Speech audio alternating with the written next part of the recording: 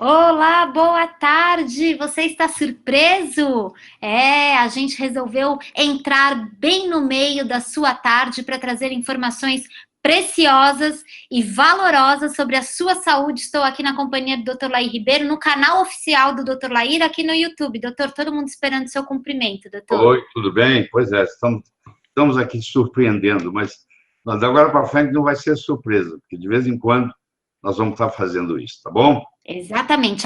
O nosso compromisso, né, doutor, apesar da agenda super cheia do doutor, é que a gente esteja aqui ao vivo com você a cada 15 dias no mínimo, né, doutor? É isso aí. É isso. E hoje o tema que a gente escolheu foi um tema pedido pela nossa audiência, porque o Dr. Lair, para quem não sabe, ele lê todos os comentários que são deixados nas páginas, nos canais oficiais, no Instagram, aqui no YouTube, no Facebook, né? Que os endereços das redes sociais você já sabe, é o @Dr. Lair Ribeiro, né? Em todas as redes oficiais. O doutor lê comentário por comentário e, né, doutor, apareceu com uma certa recorrência em número maior de vezes a questão da hipertensão, da pressão alta, não foi isso, doutor? Da prevalência dela, eu acho que tem muita gente com pressão alta, tem muita gente preocupada com isso, e nós vamos procurar esclarecer aqui o máximo. Ótimo. Doutor, queria começar te perguntando exatamente isso, assim, o que é a pressão alta? A pressão alta é uma doença? O que é a pressão alta? Ela pode ser uma doença ou, mais comumente, ela pode ser simplesmente um estado, porque a gente chama, quando a gente não descobre a causa, nós na medicina chamamos ela de hipertensão essencial, ou seja, a gente não sabe de onde está vindo. Mas, à medida que a gente aprofunda no estudo, cada vez mais, a gente vai vendo que existem inúmeras causas, que nós vamos poder discutir aqui hoje, e essas causas, se forem resolvidas, a pessoa pode até deixar de ser hipertensa. Eu digo pode até deixar, que se ela já é hipertensa por muito tempo, ela muda a estrutura do vaso.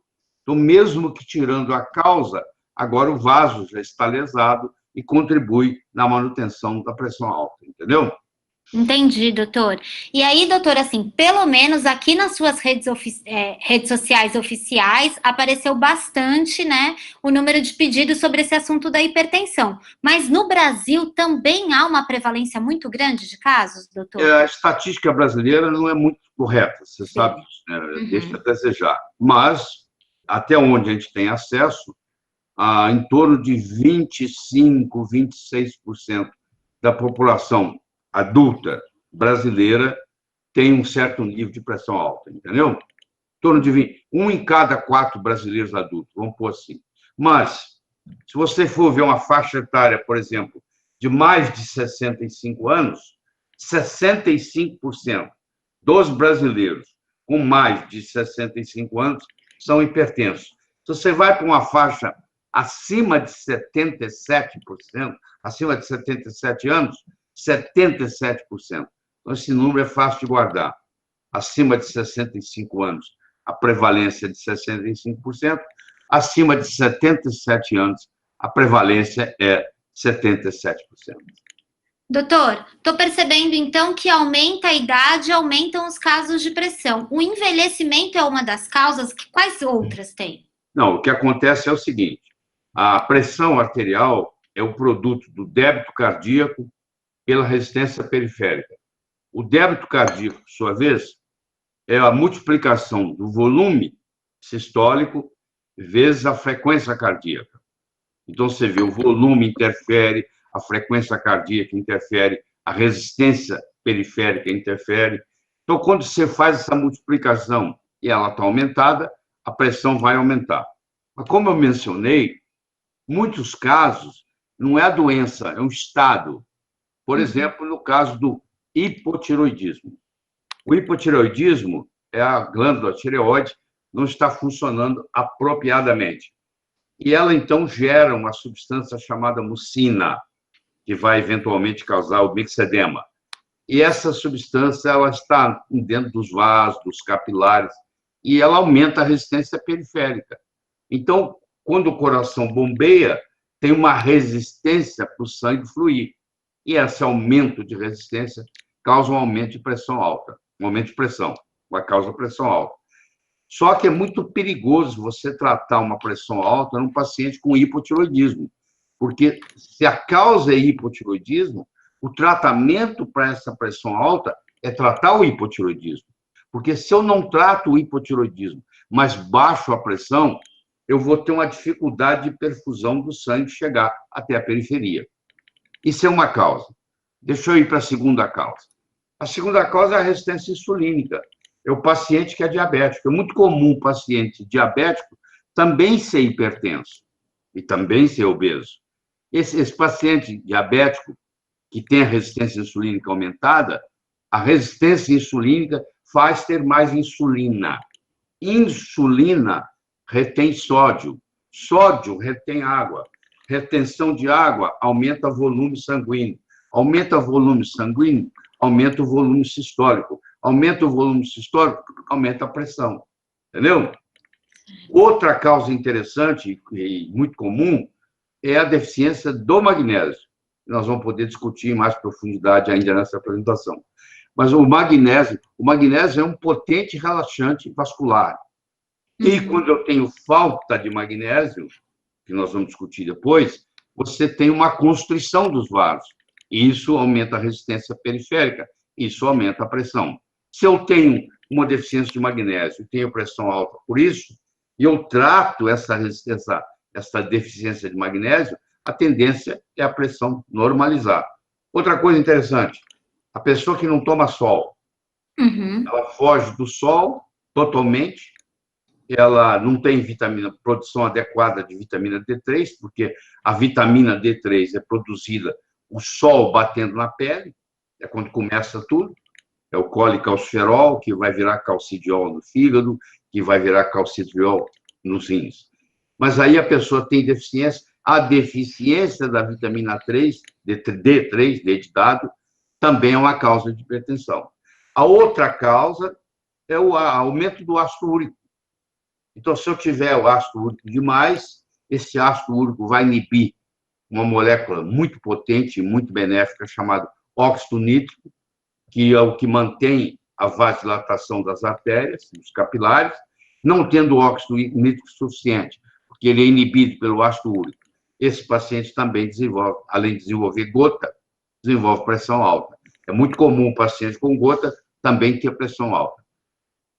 Outra causa são os metais tóxicos. Eu estou contaminado com chumbo, ou estou contaminado com mercúrio, ou estou contaminado com cádmio. Isso também faz vasoconstrição. E último, dessas causas secundárias que a gente chama, é, por exemplo, uma infecção dentária assintomática.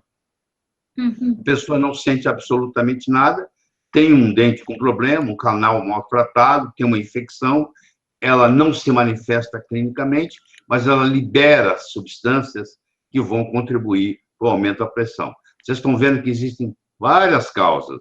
É hipotiroidismo, é resistência insulínica, é magnésio, é deficiência de magnésio, deficiência de D3, é excesso de ácido úrico, é a presença de metal tóxico e a infecção assintomática. Tudo isso pode levar. Ou pode haver uma combinação desses fatores também, né? Nada impede da pessoa ter um hipotiroidismo e ter um metal tóxico. Entendeu?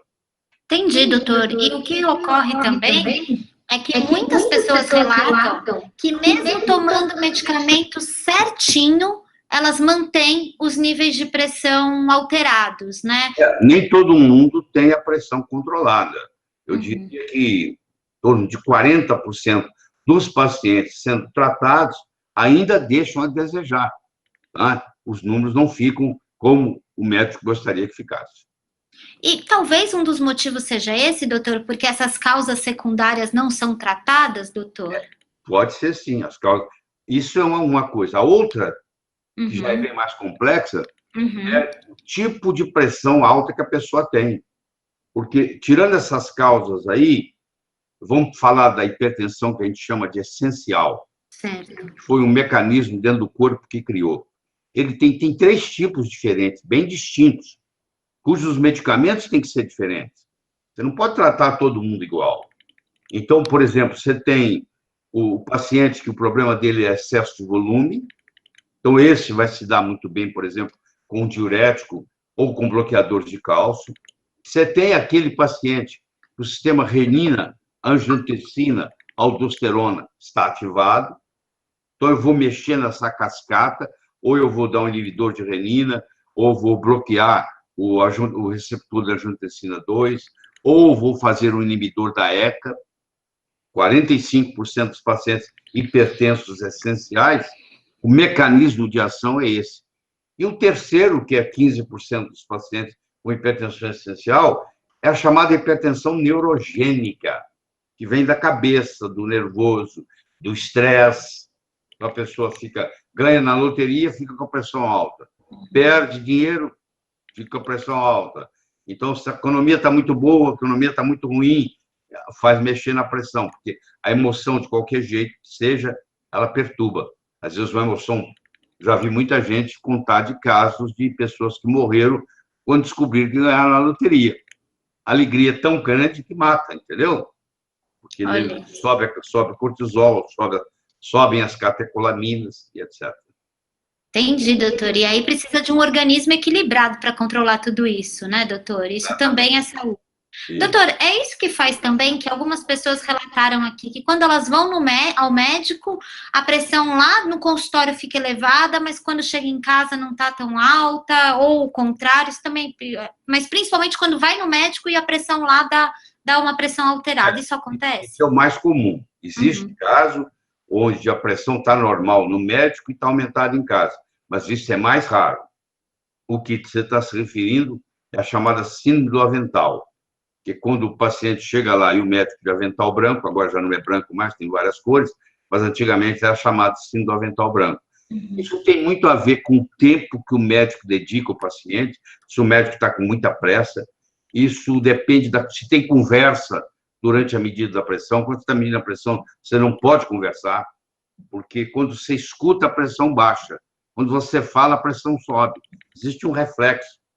Então, enquanto eu estou falando, a minha pressão sobe um pouquinho.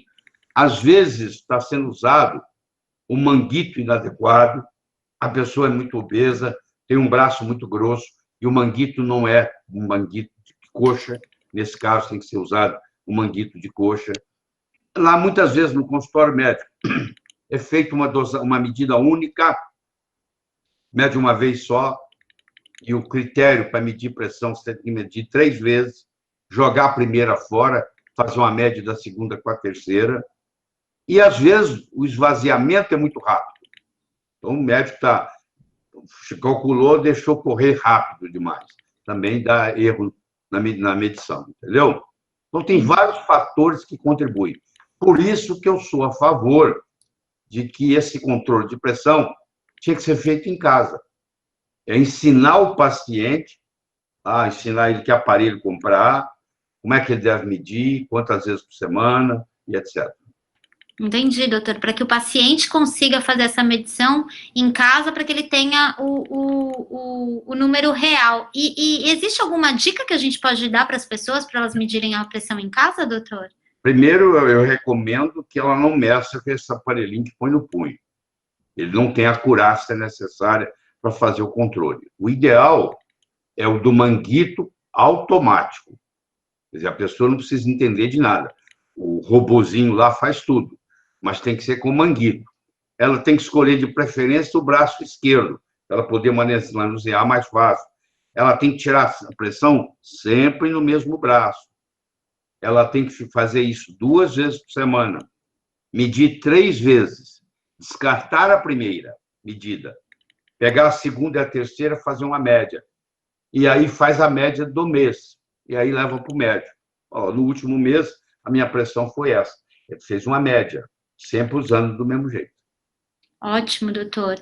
E ter esse controle, saber como está a sua pressão, é importante também para a prevenção de AVC, que a gente chama de derrame, doutor? Como é que para se dá várias isso? coisas. Por exemplo, para você avaliar a influência do sal, por exemplo. Você quer saber se sal interfere. Só 30% dos hipertensos têm alguma sensibilidade ao sal. 70% não faria diferença nenhuma. Você pode descobrir se você é desse caso, porque se você mediu a pressão hoje direitinho, aí amanhã você mediu direitinho, igual o de hoje, aí você come sal e depois da manhã ela está aumentada, e depois você para o sal, ela cai. Ou não precisa ser só sal, pode ser álcool. O próprio paciente sabe, se ele tomar uma taça de vinho, você vai aumentar, baixar a pressão dele. Ou café. Isso que eu ia perguntar. O café muito me interessa, porque eu tomo bastante café, doutor. Sim. O segredo do café é o seguinte: você tem que determinar geneticamente, eu já fiz o exame em mim, se você é um metabolizador rápido ou um metabolizador lento de café. Se você é um metabolizador rápido, você não precisa se preocupar, porque a cafeína vai ficar muito pouco tempo no seu corpo. Se você é um metabolizador lento, a história muda. Porque se você tomar muito café, acumula. Aí a pressão pode aumentar em função do café. Entendeu? E tem muitos medicamentos também que aumentam a pressão. Por exemplo, os medicamentos, os anti-inflamatórios, por exemplo, aumentam a pressão. É mesmo, doutor? Tem muito paciente que é sensível a anti-inflamatório, está tomando um anti-inflamatório e não consegue controlar a pressão, não sabe por quê. É porque está tomando aquele remédio.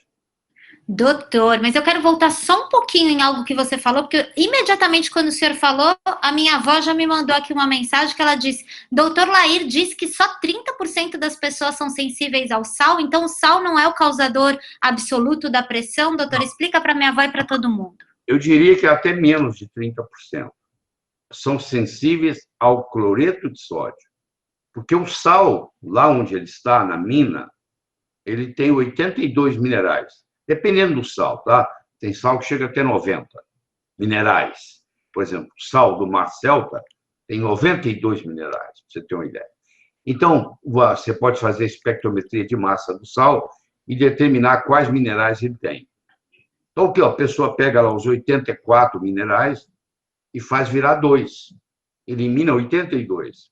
E só deixa o cloreto e o sódio, aí o cloreto de sódio, que é branquinho, bonitinho, é o sal de mesa. Só que para chegar aí, precisou de detergente, precisou uma série de coisas. Então, tem resíduos ali que vão prejudicar. O que estou querendo dizer é que existe uma diferença muito grande entre o sal refinado e o sal integral. Às vezes, o sal refinado te faz mal. Dificilmente o sal integral vai te fazer mal. Você pode usar o sal integral do mar.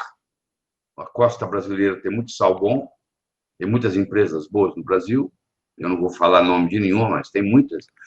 Você pode usar o sal do Mar Celta, que é conhecido no mundo inteiro como um dos melhores, e você pode usar até o sal rosa do Himalaia. Tem muita conversa fiada na internet de quem não sabe.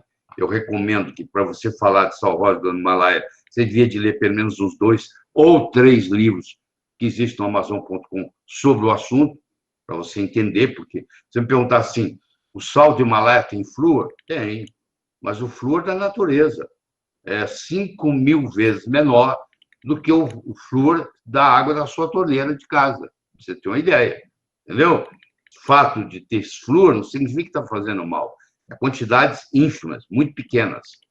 5.000, eu fiz o cálculo, eu fiz a espectrometria de massa do sal rosa do Himalaia, fiz os cálculos eu mesmo, fui professor de matemática há muitos anos, então faço isso muito bem, e mostrei que a diferença entre a concentração de flúor no sal rosa do Himalaia e a concentração de flúor na água da torneira, a água da torneira na sua casa tem 5.000 vezes mais flúor do que o flúor contido no sal rosa do Himalaia, por exemplo.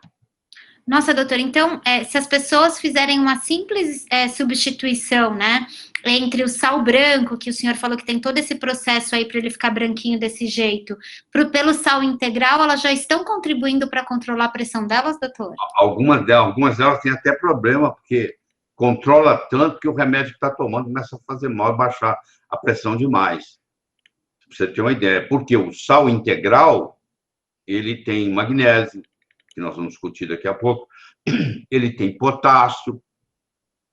Então, quando eu tenho uma sudorese, quando eu estou suando, eu estou perdendo potássio, mas eu estou perdendo magnésio também.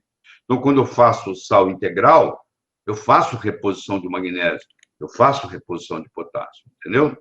E com isso contribui para baixar a pressão.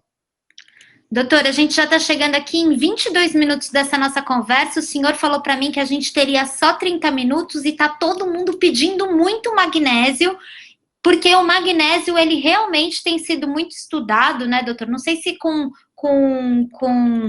a dedicação que o assunto merece. Eu sei que o senhor se dedica a isso. O magnésio, ele pode ser um bom, vamos chamar, remédio natural para a pressão, doutor? Pode ser sim.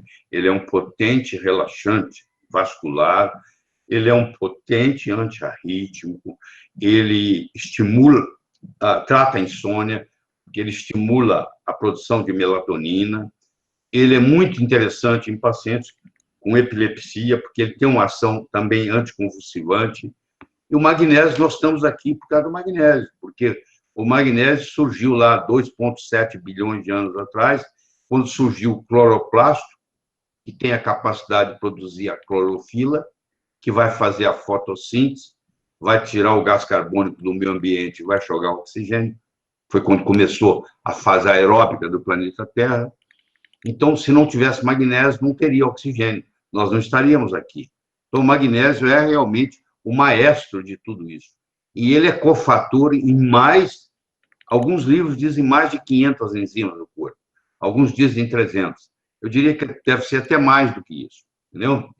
Então, ele é um mineral extremamente importante. O Brasil, o solo brasileiro, é conhecido mundialmente por ser um solo muito pobre em magnésio, porque nós não temos muita água magnesiana, e para ter água magnesiana tem que ter vulcão. Nós, felizmente, não temos vulcões, mas também vamos pagar um preço por isso. Vamos ter menos água magnesiana e vamos ter menos magnésio no solo. Então, o brasileiro, em geral, ele é deficiente em magnésio. Nossa, doutor. E além disso, eu não sei se é verdade, queria que o senhor esclarecesse. Também tem uma história que o estresse, né, o fato de ter uma vida estressante, isso também faz com que o corpo expulse o pouco magnésio que a gente tem, é isso, doutor? Pelo seguinte, porque quando você fica estressado, você aumenta o cortisol. Para aumentar o cortisol, precisa de magnésio. Depois, esse cortisol tem que ser metabolizado. Para metabolizar isso, precisa de uma substância chamada glutationa, que é magnésio dependente. Então, você vê, o estresse acaba gastando magnésio. Tem uma pessoa muito estressada, ela acaba tendo deficiência de magnésio, por esse mecanismo, porque ela vai precisar de mais glutationa, ela vai precisar de mais cortisol. Tá certo, doutor. E, doutor, ainda é muito pouco explicado e difundido por aí a importância do magnésio, né?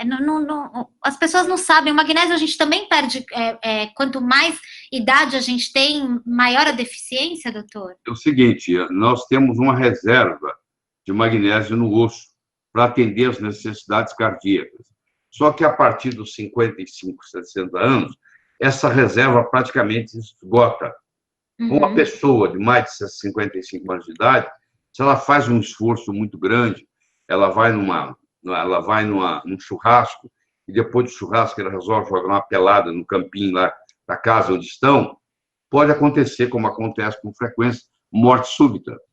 Ou a pessoa, não sabe, ela faz sauna todo dia, e a sauna acaba fazendo ela suar, claro, e o suor, ela perde o magnésio. Só como ela não repõe, ela vai ficando com deficiência. E aí começa a ter uma coisa chamada disionismo, onde os íons não estão bem equilibrados, porque o magnésio ele é um fator importante na bomba só de potássio, ele é um fator importante na bomba de cálcio, que é magnésio dependente. Então, quando falta o íon magnésio, cria-se no organismo uma coisa chamada disionismo, e que pode levar, eventualmente, até a morte súbita, porque quando você falta muito magnésio, existe uma arritmia, inclusive típica do magnésio, arritmia cardíaca, chamada torsade de point, foi descoberta pelos franceses, e esse torsade de point acaba, muitas vezes, terminando em fibrilação ventricular e morte súbita. Nossa, doutor. Doutor, o senhor aqui explicou de forma rápida, porém eficiente, a relação do magnésio com a insônia. Também tem uma relação entre o magnésio e o diabetes, doutor? Tem pelo seguinte, porque para produzir a insulina e para o transporte da insulina no corpo depende do magnésio. Então, quando eu tenho deficiência de magnésio, eu tenho deficiência na produção de insulina e eu tenho deficiência no transporte da insulina para o lugar onde ela precisa atuar. E isso, claro, prejudica e acaba levando uma resistência insulínica, tá? Acaba causando problema. Doutor, uma outra coisa, se as pessoas ainda não sabem tanto sobre a importância do magnésio, mas o senhor está ajudando aí para que se atentem a isso, da vitamina D3 a gente já tem até um certo coro para isso, né? Mas há também uma importante função do magnésio para a questão da vitamina D3. Existe gente que fica resistente à vitamina D3, doutor? Pois é, o magnésio, ele é um cofator no receptor da vitamina D3. E nos casos escritos na literatura, chamado resistência à vitamina D3, que dá dose e não resolve nada, porque ela não consegue atuar no receptor, na grande maioria é por deficiência de magnésio. Você está vendo que o magnésio não é à toa que ele interfere em mais de 500 reações do corpo. Nós estamos falando de algumas, e tem muitas que nem foi descoberto ainda, entendeu? E todo brasileiro, praticamente, do ponto de vista prático, tem deficiência de magnésio. Tá certo, doutor. Eu queria muito agradecer o seu tempo e dizer para você que está com sabor de quero mais aí do outro lado, é simples, é fácil e é rápido. Aqui na descrição, no link dos comentários, aqui na descrição desse vídeo, você pode acessar o link e ter uma aula completa do Dr. Lair Ribeiro sobre a pressão alta e sobre as melhores fontes naturais de magnésio, como você pode, de uma forma natural, cuidar da sua saúde, da sua pressão. É só você acessar aqui no link da descrição para ter o Dr. Lair perto de você e mais do que isso, além dessa aula completa que o doutor vai te dar para que você esclareça os seus entes queridos e a si próprio e tal, a partir do momento que você recebe essa aula, o Dr. Lair também vai te visitar sempre por e-mail, trazendo os melhores conteúdos de saúde verdadeira, não é isso, doutor? É isso aí, é isso aí. Doutor, muito obrigada mais uma vez por esse nosso programa aqui ao vivo, no meio da tarde, eu acho que é ótimo. Tomei meu café aqui, ouvindo o senhor, já sabendo que ele pode sim causar uma pressão, mas também aprendi sobre o sal integral, então vou dar uma controlada aqui, tá bom, doutor?